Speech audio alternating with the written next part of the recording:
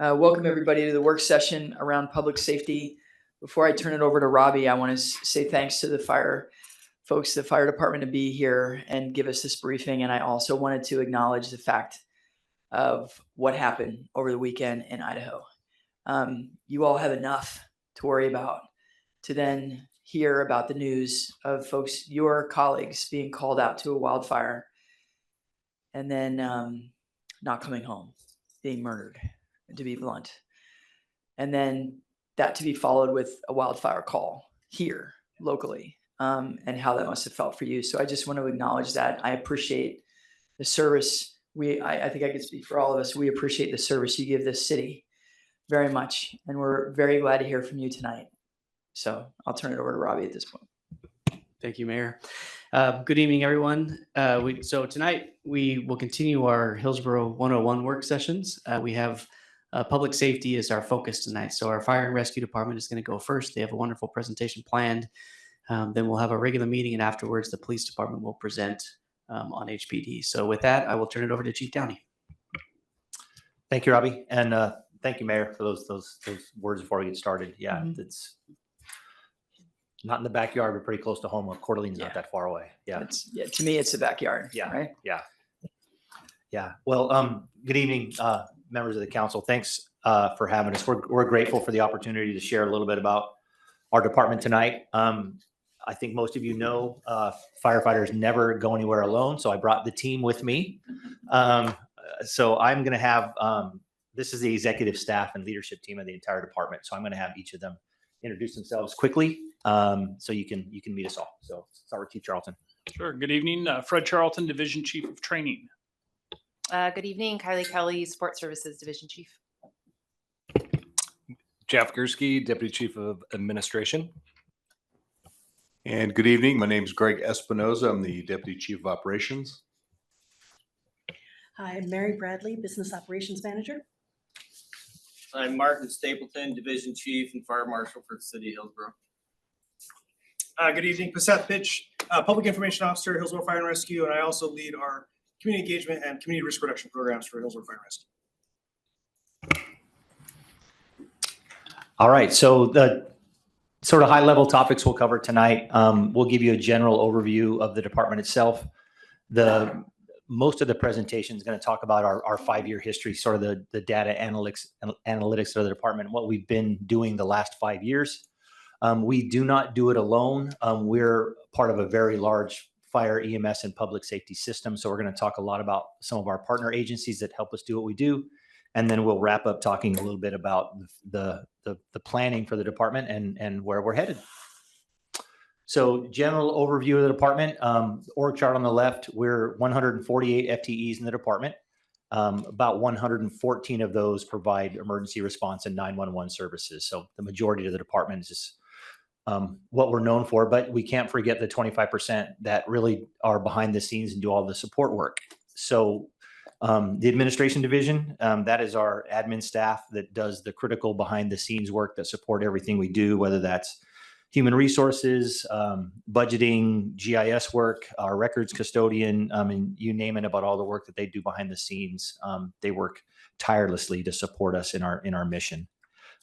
The fire prevention and investigation, I think we're mostly known for sort of the code enforcement and code compliance element, but that's only one of the few things that we do in fire prevention and investigation. They have a presence on the 4th floor in community development as well. We've got 2.5 FTEs that spend a lot of their time working with planning and building and engineering in the community development and new construction of all the projects in the city. So from beginning of a project to the end and through its life, with maintenance inspections, the prevention division is very busy.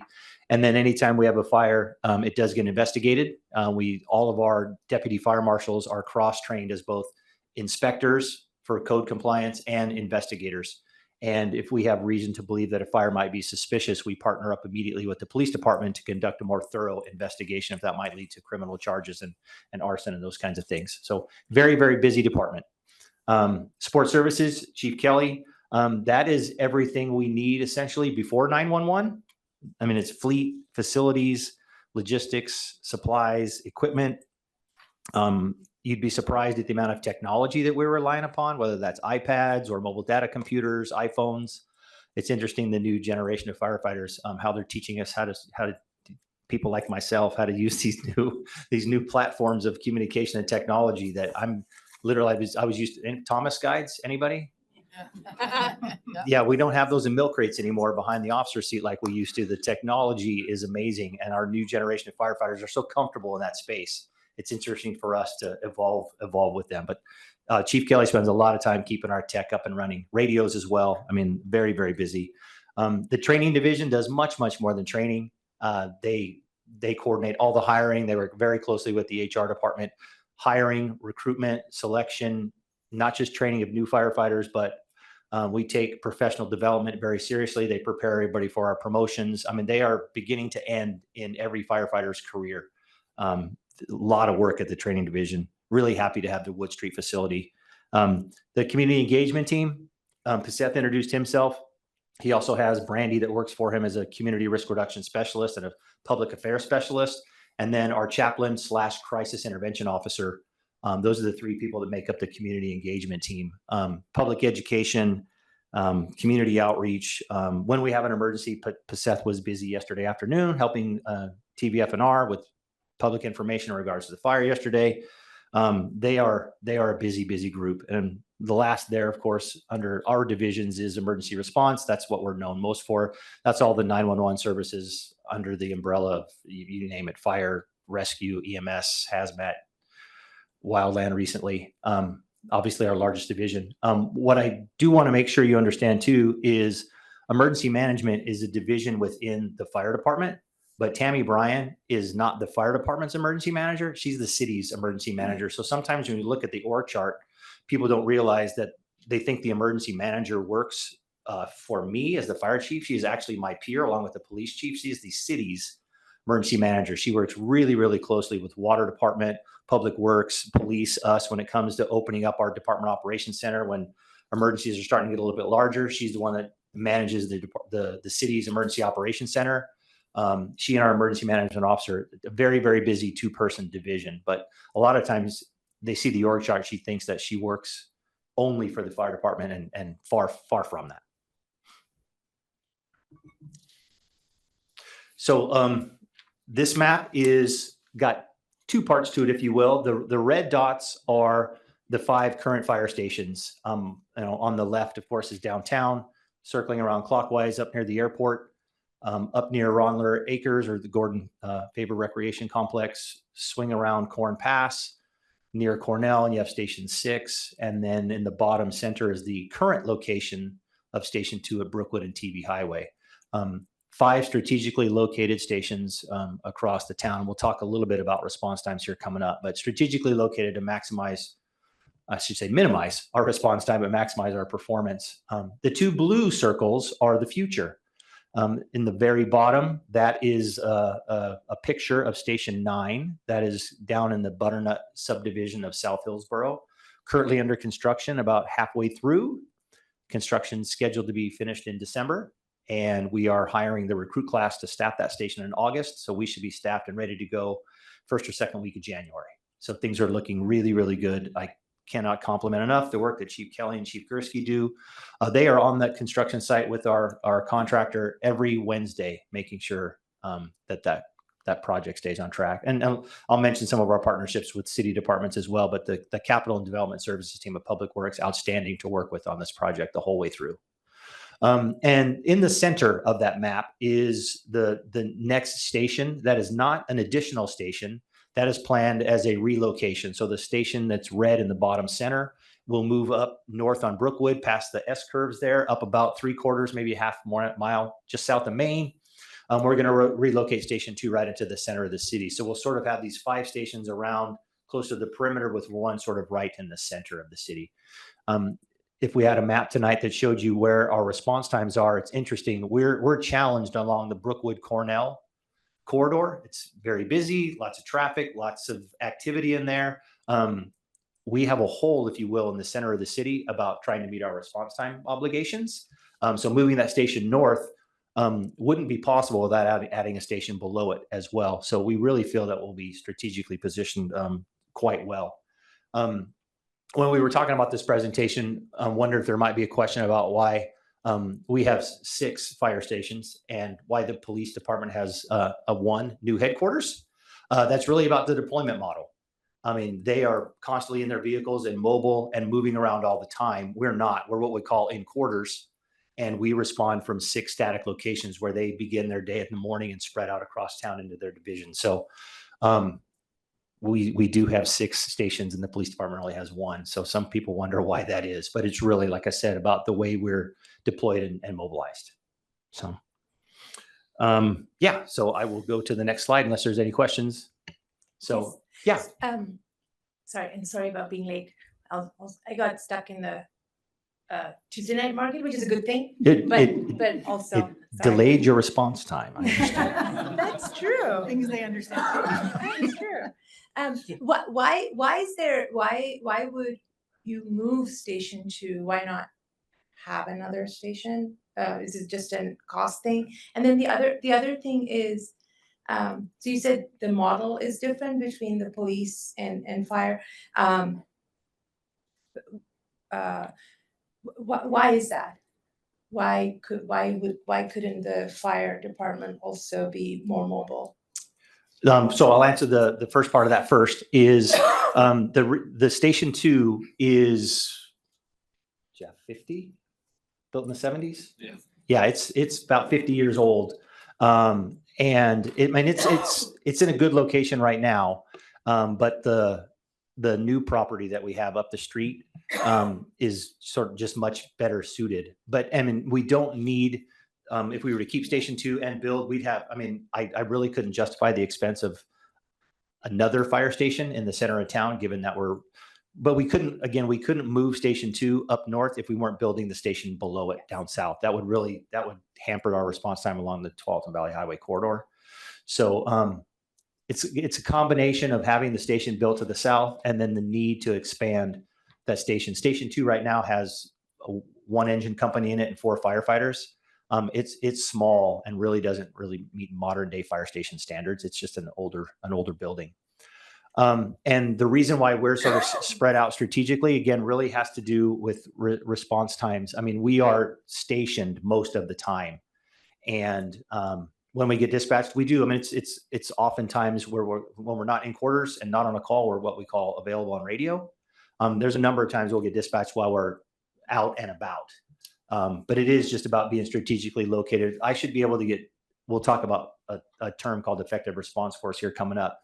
We should be able to get our 2 closest engines to a critical cardiac arrest patient in 8 minutes. If we were all centrally located in the same position and they were on the outskirts of town, we couldn't. So this is really about taking resources and converging them together in more than 1 unit, because our most critical calls, 1 engine company can't get it done. I have a quick question. So I learned how to drive and got my license in Springfield, Oregon, population of 56,000. And down there, people move out of the way for emergency vehicles. Mm-hmm. Everybody does. And that's something that I've noticed since I moved up here. And it's actually a really big pet peeve of mine, because I pull over and then you see a row of 30 cars that don't pull over, right? So is that a real problem that you deal with? Is that related to the response times? It's like, how big of an issue is that people don't move out of the way when you have an emergency and you have your lights on, your sirens flashing? Sure. I wouldn't say it contributes much to the response time, but in terms of the safety of the firefighters while they're responding, that's a big issue, right? I mean, part of the reason to pull over is to create a clear path, but it's also to remove the unpredictability of what the driver might do. And we train our engineers that drive all of our vehicles. I mean, it's defensive driving to a whole other level. I mean, trying to stop a 40,000-pound apparatus on a dime, it doesn't happen. So it sounds like my experience, it's not just anecdotal, like it's actually a widespread across the city. It's just an issue that people need to really relearn how to drive or retest. Yeah, and I could ask Paseth, because every few years we'll sort of do a campaign on pull to the right, and it's probably been a while. It's another one of those messages we could probably get out a bit more frequently. Yeah, and I mean, it'd be very important in South Hillsboro. They're not used to a fire engine being in their neighborhood, and soon will be. Yeah, sure. So this is just sort of a definition slide, but yeah, the data and analytics we'll talk about. What we do when we do it and where we do it, and that'll all sort of tie into the response times and effective response force coming up. I just wanted to spend a couple minutes on what we don't do. We do not receive 911 calls, and we do not dispatch 911 calls. There's a whole other building that we'll talk about, the 911 center, that does that. They're a great partner of ours, and we have transport capable units if we have a patient that needs to go to the hospital, but we are not the primary transport agency in the county. The county has a franchise agreement with a private ambulance provider to provide patient transport. However, we do when it's busy or there's a surge, or we traveled a lot more during the pandemic than we do now. We do have transport capability, but we want our firefighters to be there for rapid patient assessment and on-scene treatment, and not get tied up in transport and have to wait at the hospital. We want them back in service. So there's a handoff with you might see us transport occasionally, but we are not a transport agency. Some fire departments really bank on the revenue associated with ambulance transports. That's not a direction that we're interested in going in Hillsboro. We're quite happy where we are when working with the county and the ambulance provider, and leaving our firefighters available for non-transport type emergencies. So let's talk about what we do. So the next few slides are all covering a 5-year history from 2020 to 2024. If you look at the call types there, everything that's in blue is a call that is associated with emergency medical services. Everything, or the one thing that is in orange, has to do with fire. And if you look at that, and it says fire alarm, that's not anything that's on fire that could possibly be on fire because a fire protection system is sounding. 82% of what we do is emergency medical services. 18% of what we do is something other than emergency medical services. That can be electrical utilities, water utilities. There's a number of hazardous materials calls. We're as much an emergency medical services department as we are a fire department. The thing about EMS is there's other entities like that private ambulance provider that provide EMS services. We are the only fire service provider that exists. Nobody else does that. We're the only provider of fire and those types of rescue services. But people are surprised when they hear 82% of what we do has nothing or little to do with anything being on fire. But that's the reality. We're busy. If you look at the call types, the far left there, it says sick person and then sick person C1. What C1 means is code 1. Code 3 means lights and sirens, the adrenaline, it's cardiac arrest type call. Code 1 call is we're traveling with the flow of traffic. We're like any other vehicle on the road. It's code 1. We stop at lights. We don't stop and go through. We're just in the flow of traffic. If you look at those two columns and add them up, I mean, we go to a lot of people that are sick. That is sort of a catch-all or a generic category. If somebody calls 911 and doesn't have a priority symptom or a chief complaint, the 911 center processes that call and just puts them in a basic category of sick person. If someone calls up and says, I have flu-like symptoms, it's a sick call. It's whether it's urgent or not depends on a few things. If they say, difficulty breathing, it's really, really intricate based on what they say. But once you get past the sick person, then you start getting into the more critical call types, chest pain, breathing problem.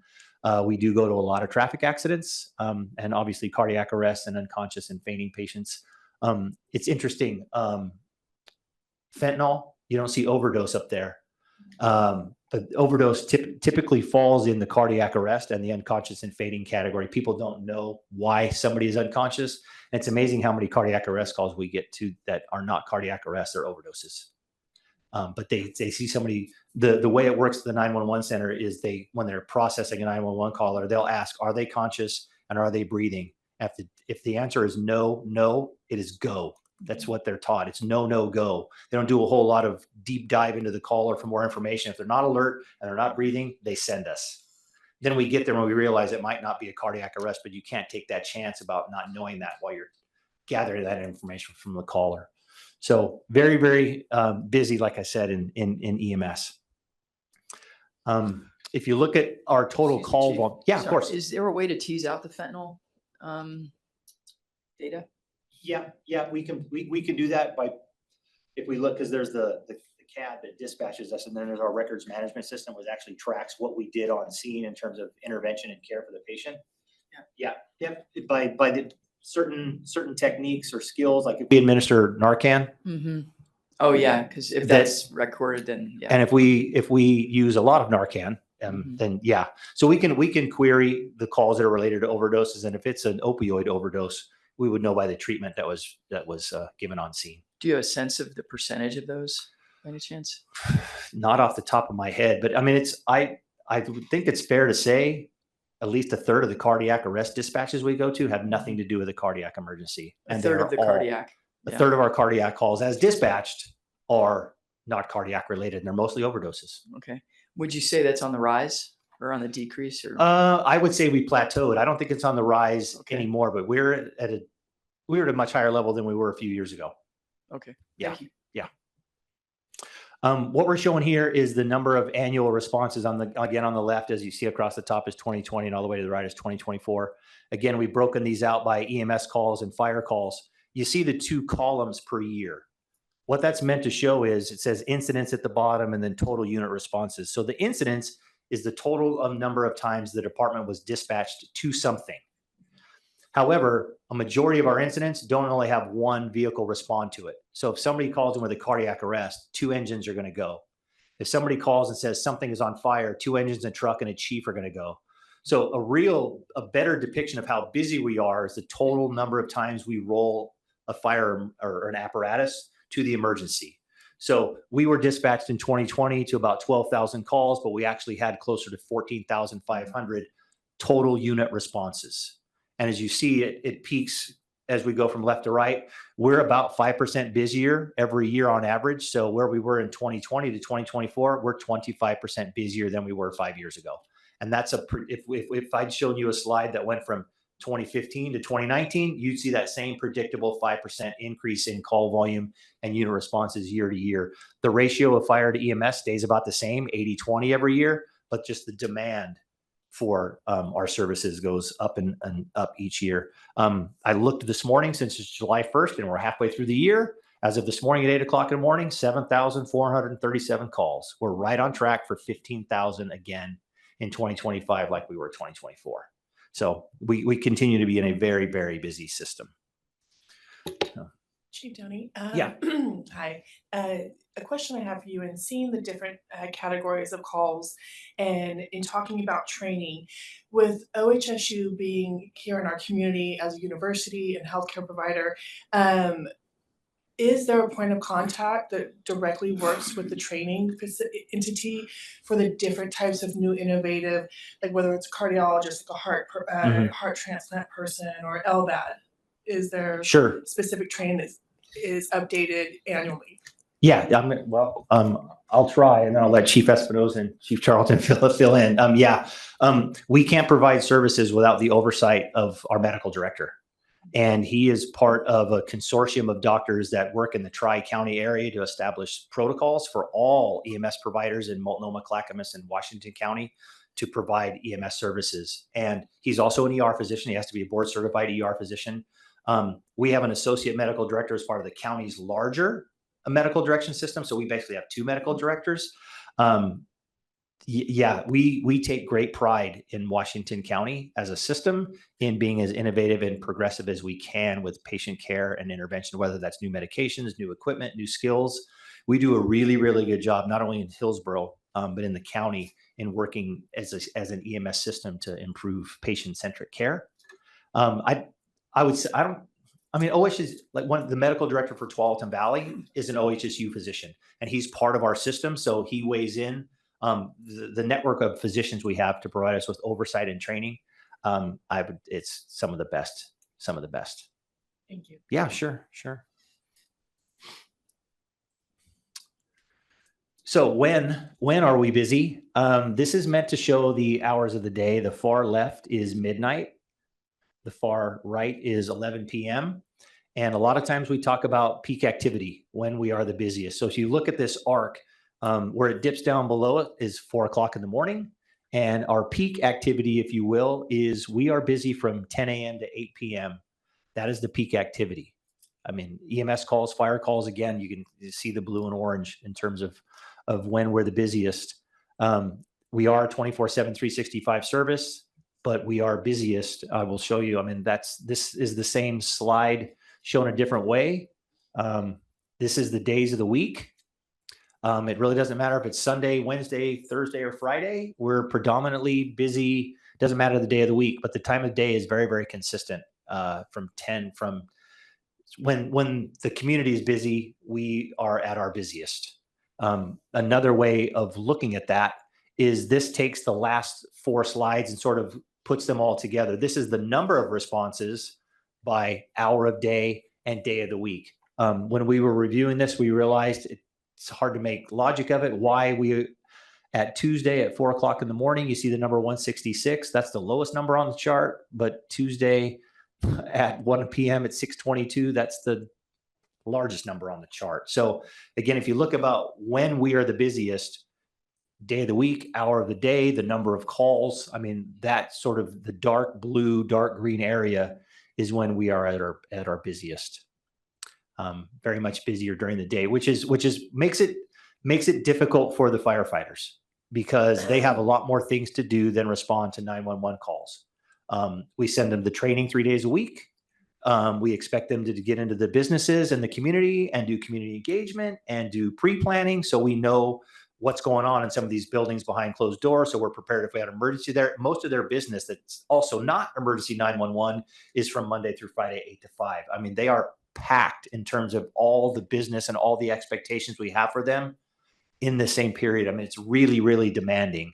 And just when you think they'd get some rest at night, we're busiest enough overnight to where they don't really get what you'd call quality sleep at all, much less any sleep. I mean, we are constantly busy 24 hours a day, but not just calls like we're showing here, but just what we expect them to do during business hours to be prepared for anything is in that same period. I mean, if you ask them about how exhausted they are, that's a fact.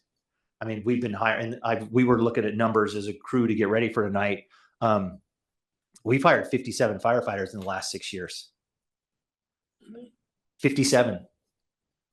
I mean, we've hired a lot. And so now we have the professional development we need to do for our incumbent employees. And we have brand new employees that have on the job training they have to go to the last 8 months on top of the calls, the busiest time of days. And if they don't get their hydrant inspections done in August and in September coming up the next couple of months, Chief Espinoza is going to let them know because we need to make sure the hydrants work. And so, I mean, it's just amazing the expectation that's put on the firefighters, not just to handle the 911 calls, but all the work that goes into be preparing to respond to these calls. What's the size of the department again to just put 56 in? Yeah, when the South Hillsboro station opens, we will need 114 firefighters providing service in all 6 stations across all 3 shifts. So you've essentially hired half your force in the past 6 years. We were looking at that. We will, when South Hillsboro opens, the number of firefighters we have to have at the rank of firefighter is 60. 40 of them will have less than 2 years on the job. And that is not just at the rank of firefighter because we've obviously grown, we've added some units and we're adding a station. So we have to have promotions to engineer, lieutenant, captain, battalion chief. We will have another 30 people in leadership positions that have less than 2 years in those leadership positions. This is a very young and growing department. So that's why Chief Charlton has his hands full in training. It is across the board. It's not just about new employees. I mean, we're going to have to promote new officers for the new fire station. And that means that the engineers that were engineers become officers. We need to train the engineers. We have, in the last 3 months, Chief Charlton, we've taught 11 people how to drive fire engines because we need them to promote in January to engineer. But I mean, we're constantly training for the growth and demands. It's pretty amazing how busy. Would you say you're understaffed? I would, as far as like recruiting goes. You know, getting enough people in the door. No, our numbers in terms of recruitment and the number of people we're getting in our hiring process has stayed pretty consistent. I mean, years ago was probably north of 400. We're probably between 250 to 300 with each application process, which when we talk about our peers and because we're all competing for the same firefighters and paramedics, it's about the same.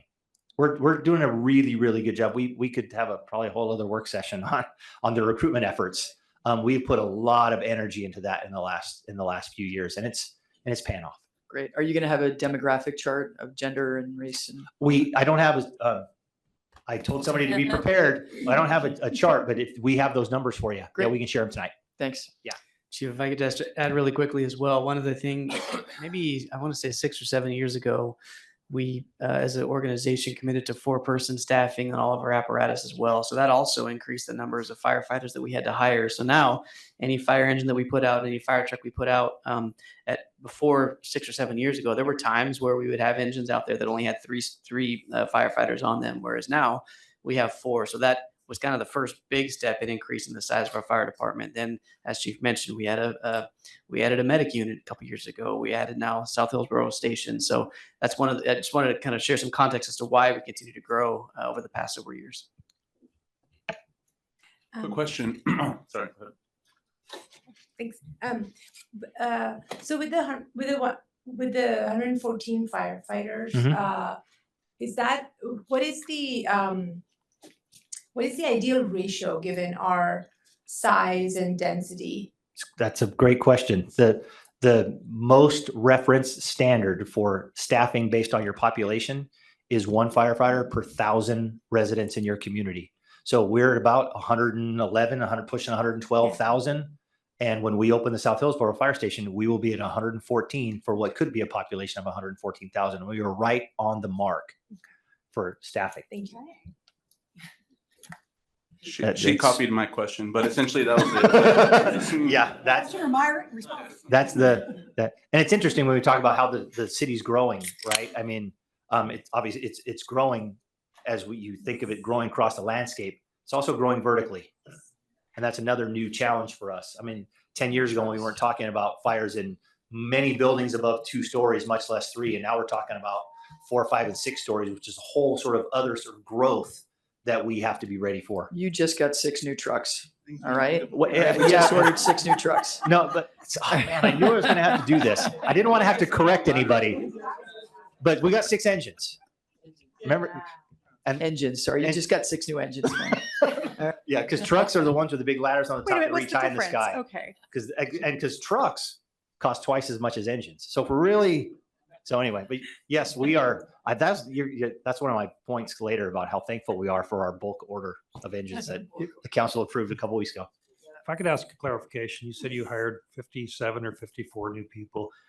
Were those new positions, or were some of those filling positions that people left? So yeah, great question. Like Robbie mentioned, it's been a combination of attrition through retirement, and I'll be quite frank. Our attrition rate in the recruit class is about 30%. So if we hire 10, we might graduate 7, and then I've got to replace those 3. So we've hired 47. We've got people through training. It's about 40 to 45. So there's a lot of attrition. Perfect. Thank you. Mm-hmm. So this is the where. We've done the what and the when. This is the where. This is a heat map. The red circles are the busiest locations in the city. If no surprise to you, we're busy downtown. The busiest streets are where we are the busiest, and those corridors typically have the type of buildings we respond to the most. If you follow Cornell all the way up through out of downtown and take it all the way out toward Amber Glen, or you come down out of downtown and go down south down TV Highway. Senior living, assisted living, skilled nursing, and care facilities make up the majority of our call volume, and they happen to be along the same large arterials in town. We're busy up and down Baseline Oak and Cayudias, TV Highway and Cornell. But again, it's the next slide we have coming up is the types of places we're going to. So very big, but if we were to overlay the station locations and see where we're busiest, our stations are strategically located for where we're the busiest as well. So this is just another way to look about where we're busy. Is each of these circles is either a business type or building type. For example, the bottom left, I'm sorry, the letters are so small, but that says single family dwelling. So the building type that we go to the most of is single family dwellings, which would make sense. It's where most of our community is, and we have more single family dwellings than anything else. The upper left is multifamily housing. Far right is businesses. I mentioned how often we go to traffic accidents. That green circle in the top center is intersections. And if you take our call volume and change how you define where we go, this is where we go. Right in the center is care facilities. If you compare the number of single family dwellings to the number of care facilities and look at the size of the circles, proportionally the care facilities, that's a large circle compared to the number of homes we have. I mean, we spend a lot of our time going to care facilities. As the population ages and more of these types of assisted and senior living facilities opens, it's going to drive our demand for more sort of chronic care of patients as well. So yeah, it was just, this was just Mary came up with this. This was an interesting way to define where we do some of our work by the way the building is used across the community. Thank you, Mary. It's very cool. Yeah, very informative. So I'm going to spend a little bit of time here because when most people want to benchmark the performance of their fire and rescue department, it's about how long it takes us to get to them. And so this is, again, I mentioned earlier, code 1 means we travel with the flow of traffic. We stop at stoplights. We don't force our way through red lights and stop signs. Code 3 means it's lights and sirens. I mean, we do have to come to a complete stop at every red light, but then we clear the intersection and proceed. Code 3 is all about lights and sirens and adrenaline. I mean, these are the calls that matter the most. The reason we put total response time in there is most people think about our response time being when the apparatus is on the road and traveling. And that's only half of the formula for total response times. We measure total response times as the time as soon as we get what we call tapped out or dispatched in the station. What we call turnout time is the amount of time it takes the firefighters to get from whatever they're doing in the station on the rig and get the rig moving. That expectation is 60 seconds unless they have to get dressed, if you will, in some type of PPE. And then it's only 80 seconds. So they have a minute from the time they're notified to get the apparatus in motion. And then our goal is to travel for 4 minutes. So our total response time is 5 minutes. So what we're showing here, again, blue is EMS calls, orange is fire calls. 75% of the time and 90% of the time is those goals. So we try to get to calls in about 5 minutes total response time, 75% of the time, and 6 minutes, 90% of the time. We're really, really close. And if you, again, we're a busier system, our response times, it's taking us a little longer in 2024 than it was in 2020. It's about 60 to 90 seconds longer, but all the things we've talked about, we're busier. The city is busier. We're trying to cram all these things in the middle of the day. It's hard to get there. But again, we do a really, really good job of getting there fast. Another element to this is it's not a difficult concept, but I'll try to explain it. It's called response redundancy because we don't give ourselves any breaks. I mean, one thing I shouldn't say that. We give ourselves some breaks. These are code 3 response times only within the city limits. Oftentimes we go to Cornelius and we go to Forest Grove, or we'll go to Beaverton, or we'll go to Bethany. We don't really hold that against ourselves because those are long code 3 response times. It's not really reasonable for me to expect engine 1 in Maine to get to Forest Grove in 4 minutes. It's just not fair. But so this is within the city limits. But there's this term known as response redundancy. And what that means is when any fire station is recommended for a call, how often are they available for that call? In other words, how many times is engine 1 at station 1, engine 2 at station 2, and et cetera, when the call comes in? It's called response redundancy. Depending on the station, we are between 85 and about 92% available. So you flip that over, that means sometimes 8 to 12% of the time, the closest unit that should be available isn't available. So that means engine 2 from Brookwood and TV Highway, it was responding to 10th and Baseline. So that is factored in these response times. It's all response times in the city, and it's not always the closest station that's available. So 15% of the time, the second closest unit is actually the closest in taking that call. But we hold ourselves to a high standard. I mean, you've got to get out of the station fast, and you've got to get to the station safely, get to the call safely, but quickly. So we try to be fair with the way we measure ourselves. I'm not going to hold engine 5 responsible for getting to North Plains in 4 minutes, but they go to North Plains. So, any questions about that? Total response time. There's a couple of other sides of total response time too. So generally, there's 1 unit per station. It's about half and half. So engine 1 has 2 staff units in it, engine 1 and rescue 1.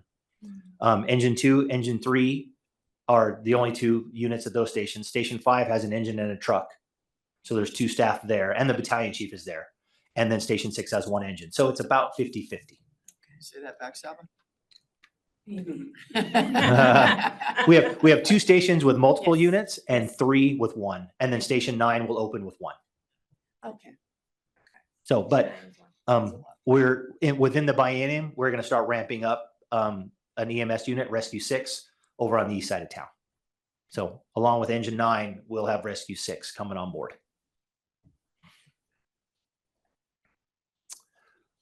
Wait, where's Rescue 6 going to be? Is that going to be at That will be Station 9? No, that will be at the station near Cherry Lane and Cornell. Okay. Yep. Got it. Thanks. Yep. Sure. I mentioned earlier, we're part of a very, very large public safety system. These are just a list of some of our partners. I mentioned the 911 Center and the Washington County Consolidated Communications, WACA, as they're called. That's the 911 Center. They have performance expectations as well. They're supposed to pick up the phone when somebody calls in less than 30 seconds, about 90% of the time. Their communications with the call taker, they have call processing benchmarks. Those are all factors in total response times too. But we have a great partnership with WACA. This department meets with all the other fire departments once a month, and all of these partner agencies, with the exception of the police department, it's fire and EMS groups, but the 911 Center is there. So we're constantly finding ways to improve efficiencies across the 911 Center with our partners at the 911 Center at WACA. In March of 2021, we started dispatching differently. And what we're mentioning there with automatic aid or AVL, the automatic vehicle location, is before March of 2021, we basically dispatched based on jurisdiction. We don't anymore. We've sort of erased the jurisdictional lines, and the closest unit, regardless if it's TVF&R or us or Cornelius, the 911 Center dispatches the closest unit available for all code 3 calls. We'll get questions from time to time. Station 6-4 is up near 185th and Evergreen. And that's right on the city line. It really is. And a lot of times they are in the city, and we keep track of those types of calls, how often we're in the next, actually, that's what this slide is showing right here. The image there on the left is when I showed the heat map earlier, is the number of places we go. This is the number of times agencies come into Hillsboro and provide service. So if it looks red along 185th and Corn Pass, that's because Tualatin Valley has 2 stations right on the eastern border, and we've erased the jurisdictional lines. The person calling 911 really isn't concerned about which agency it is, it's which agency is available to get there the fastest. So in terms of the patient-centric and customer service model, the closest goes on code 3 calls. I prefer TVF. Absolutely not welcome in my neighborhood. Do we have to pay for that? I know it's a weird little logistical question, but like our tax dollars go to No, we don't. No, we don't pay for that. That's sort of this next slide. We're sort of in this together is mutual aid. So the difference between automatic aid and mutual aid is automatic aid is more of like I hate to say this, but it's more like the ordinary emergency call. If it starts yesterday, the fire we had yesterday, the wildfire down off Minter Bridge, that was a great example of mutual aid.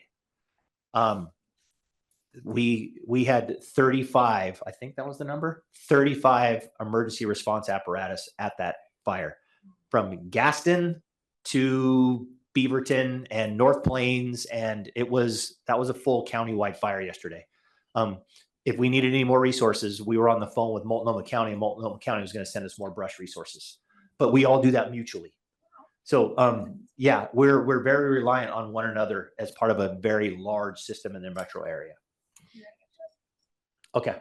It makes sense though, because if the Minter Bridge fire got out of hand, they suffer, right? So let's all help and contain it. Yeah, and yesterday was a great example of it. We were pulling resources from everywhere. So the west side of the county was empty. So the next person that has a call, so we don't allow that to happen. We were empty for a few seconds, because what we do is we send a chief officer to the 911 Center, and then we start moving units up. We had a unit from Sherwood. The station that Tualatin Valley has, you go down to 219 by the Midway Pizza place. Yeah. We had a unit in Sherwood moved up to that station. we will take resources from across the county and relocate them in what we call a move up to make sure there's no gaps in service across the county. And it wouldn't have done us any good yesterday to go to a fourth alarm, because all we would have done was sent more of the big, large type 1 fire engines. And that's not what you needed a wildland fire. But we had used all of our wildland apparatus in the county. That's why Multnomah was on board. And we had a conversation with their chief yesterday. He was like, you just let me know and my units are en route. I mean, that's how well organized our system is.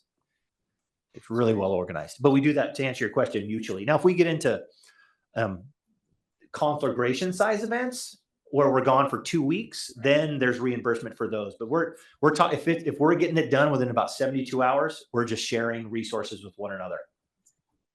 So obviously a lot of what we do is with our partners in police. I mean, any call that really matters, medical too. I mean, we've talked a lot about our cardiac arrest survival. And every time we do a cardiac arrest save and we celebrate that, is there not always a police officer there? Every single time. Always doing CPR. They carry AEDs in their vehicles. They are as much a part of the chain of survival for cardiac arrest as we are, honestly, because they're quite often doing compressions before we arrive. Any call that might involve traffic or violence, you name it. I mean, they do traffic. You know what's injuring many firefighters across the country these days? They're getting struck by vehicles while they're on the emergency scene. And so when we call the police department and ask for traffic control, it's as much a safety concern as anything else going on in that incident, is keeping traffic off the roadways just to keep the firefighters safe. And they never hesitate to provide us traffic control. Never. It's really about a safety perimeter as much as it is traffic control. But we are constantly working together. Great relationship with the police department. I mentioned a second ago, conflagrations. We have great partners. I can pick up the phone and call the Department of Forestry. The deputy chief of the state of Oregon called me yesterday and said, do you need resources for your fire on Mentor Bridge? I mean, we all know each other. So it's a very, very good system. We work very closely with county emergency management in terms of disaster preparedness. And I mentioned briefly Washington County Emergency Medical Services. They are the ones that own the franchise agreement for ambulance providers. We have a very large stake in that game. Robbie and I have talked about that for the last several years, about the EMS system and its need to evolve. We could do a whole other work session on EMS. So again, I'd be largely remiss though if I did not talk about what we try to do as your fire and rescue department without our fellow city departments. I've mentioned it. I mean, our primary job on a fire is to deliver water. Well, the water doesn't come out of the fire hydrants. We're going to have a problem. Close relationship with the water department. I mean, the Wheel Arcade fire, you've heard me maybe tell the story before. We had no issues with water supply. And when you're flowing thousands of gallons of water for 10 straight hours, we didn't blink an eye with the capability of our water supply. And that's all because of the partnership we have with the water department. Mentioned Station 9, the work we do with Public Works and their capital development team, the maintenance of our facilities. Mayor mentioned the bulk order of the fire engines. That idea did not come out of the fire department as much as it did Donnie Leader in the fleet as our fleet superintendent. That was his idea. And we, of course, you heard me rejoice with your passing of that a couple of weeks ago. But I mean, again, I mean, we're talking about the community wildfire protection plan and what we're going to do. We cannot do that work without Public Works, and we can't do that work without parks. We have an urban forester now. I mean, we're just so involved. We couldn't do what we do. Our mission wouldn't be complete without all the other departments that we work with. And last slide, because I'm going to run out of time here. So planning for the future, our long range master plan is now 1 year old. It's about a 5 to 8 year plan about where we are and where we plan to go in the future. It involves things like Rescue 6, a second truck company, continuing with our professional development. It's a very, very comprehensive plan about organizational management, strategic planning, asset management. A lot of the things the city is doing already with the strategic plan and asset management, our long range master plan fits right in those plans. It's a subset, quite honestly, of the strategic plan that you've made a priority. Our long range master plan it's driving what we are asking for in each of the next bienniums. I mean, it's a really, really well done document. Mentioned Station 9 and Sohi. We're really, really excited and grateful for your support. It takes a lot to open a fire station, building it, buying the engine, hiring the firefighters. Again, it's a very, very heavy lift. We are keeping our eye on North Hillsboro.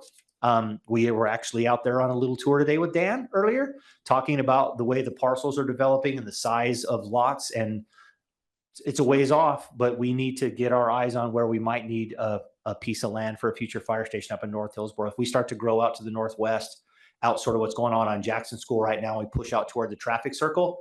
Again, Mary has done a great job of data analysis and predictive analysis for us.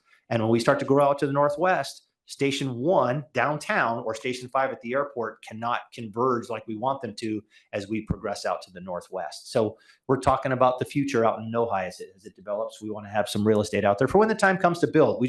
We don't want to be left out when there's no land left. So we're working on that. Effective response force, I'm going to run out of time to talk about, but I mentioned response times earlier. That's just one factor in the way to measure our efficiency. Probably the highest standard we're held to is probably the single family dwelling house fire and the cardiac arrest call. The national standard for effective response force for a cardiac arrest call is 2 units, 8 firefighters, 1 paramedic in 8 minutes. And we crush that standard. So the calls that matter the most, we are really, really effective. We are really, really good at when it matters. I mean, if somebody were to say, gosh, my fire engine didn't get there 4 minutes every time, but when it mattered the most, we're extremely effective with our response force. And the same thing when it comes to single family dwelling fires. The expectation is you get 13 or 14 firefighters to a house fire in 8 minutes, and we get 17. So we are very, very well built and very, very well resourced to meet the response expectation when it matters the most. And then obviously we're not going to talk a lot about the local option levy, but if we're talking about our future, you're going to see us along with parks and police coming up in the fall to talk about the local option levy and its future. That's obviously important to the way public safety is funded here. So, all right, I was 2 or 3 minutes over what I was planning. So, because I know we need some time for Q&A. So we're happy to answer your questions. Yeah. First, thank you very much for the briefing. We really appreciate it. No, couldn't do it without the team. I'm just talking. Yeah. You guys know. Thanks to everybody else except Chief Downey for being here tonight. Keeping time in mind, are there any questions? I just had a follow-up to Mayor Pace's question earlier about demographics. Chief Gursky. Go ahead.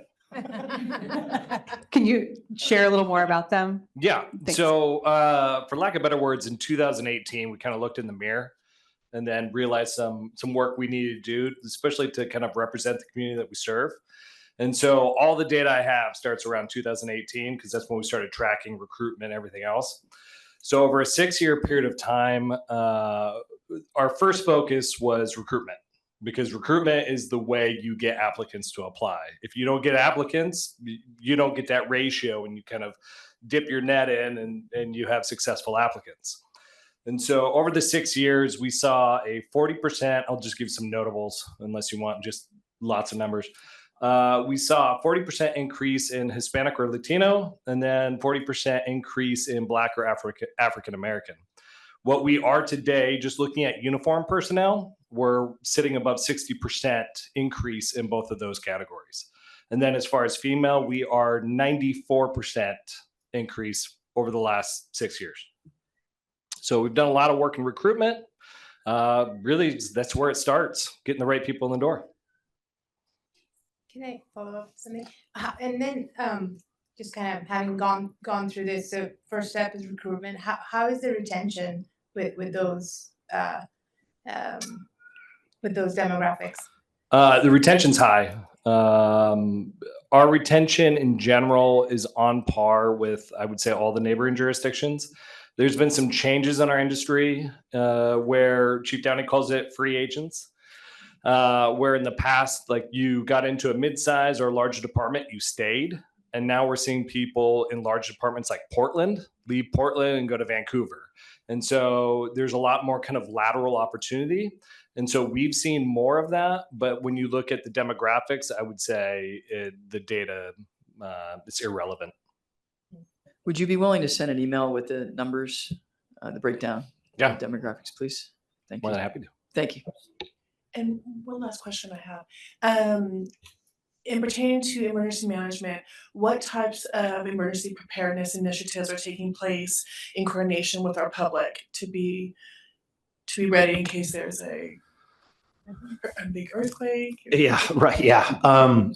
That's a good question. I mean, if we were to go outside, the community emergency response team CERT has a tent outside recruiting more and more volunteers as we can. I think last time I talked to Tammy about it, Tammy Bryan, the emergency manager, there's about 100 people in Hillsboro's community emergency response team. They do annual recruitments and training. So there's sort of the grassroots level of preparedness. They do a great job with the Take 5 program. They do a lot of work preparing for the Cascadia is really the big event that everybody's preparing for. But I mean, every 5 year, we're about to dust off and do a new natural hazard mitigation plan. We're required to do that every 5 years, which I mean, is everything: flood, fire, windstorm, winter storms, earthquake, and you name it. They're a busy two person shop. Tammy does a lot of work, and we do a lot of work with Washington County. When it comes to the translation of all of our materials that prepare the community for disaster preparedness, we rely heavily. Washington County's emergency management staff has the ability to translate emergency preparedness materials in 11 languages, and they share those with us. We don't have to go out and duplicate that expense. That's just part of sort of the larger emergency management system that we're in as well. So we're as Chief Gursky mentioned, understanding the needs of the community. We have a lot of partners that help us with that in emergency management as well as what we've been talking about here the last hour. Thank you. So sure. Just one last question. So you said you looked at the data and seems to be we are at par with what we were last year, you're saying? So you have not seen a dip in calls pertaining to fear of calling? It's not a straight line, if you will. Like if you took the call volume and divided it by 12 for 12 months, it's not the same. We are much busier in the next 3 months. So our numbers, if you go month by month, you see them sort of start to peak in June, July, August, and September, and then start to fall down. So we're halfway through the year, but we're about to reach if you will, go back to peak activity time. Okay. The summer, we are busy. Okay. And you're not seeing any dip regarding Sanctuary City fears and stuff? No. I mean, I wouldn't say we've seen a dip really, and we maybe plateaued during the pandemic. Yeah. Some of our EMS responses actually went down a little bit, but some other calls sort of kept us. And that was just because people were concerned about honestly calling 911 and being exposed and then going to the hospital and being exposed. We saw a small, but that was just, I mean, rightfully so. People didn't know what we were up against and how contagious everything was. So maybe in 2019, 2020, we might have saw a small drop, but we're right back to where we were and going. Thank you. Great. I'm going to cut us off here. Thanks again to all of you for coming in and for the briefing. We really appreciate it.